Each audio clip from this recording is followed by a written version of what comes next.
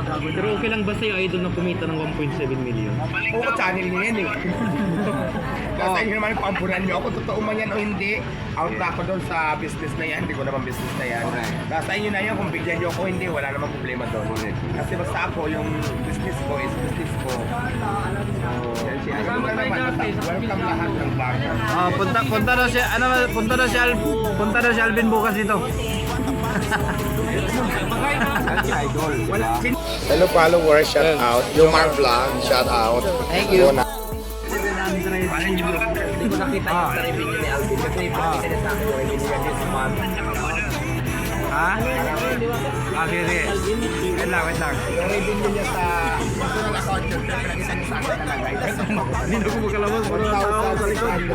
1,669.60. Wait lang. Saglit lang. Philippine money, Philippine peso. Pero sinabi ni mga gago $31,000 daw yung compute ni Diwa. And then nakita ko talaga, pinakita ni Alvin, 169.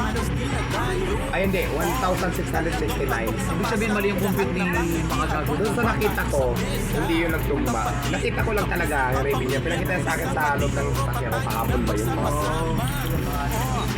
Kasi gano'n yung kinakalat ngayon ni mga gago. Pero okay lang ba sa'yo, idol, na kumita ng 1.7 million? Oo, channel niya yan eh. Kasi yun naman kung ampunan niyo ako, totoo man yan o hindi.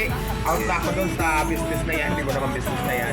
Nasa inyo na yan, kung bigyan niyo ako, hindi, wala namang problema doon.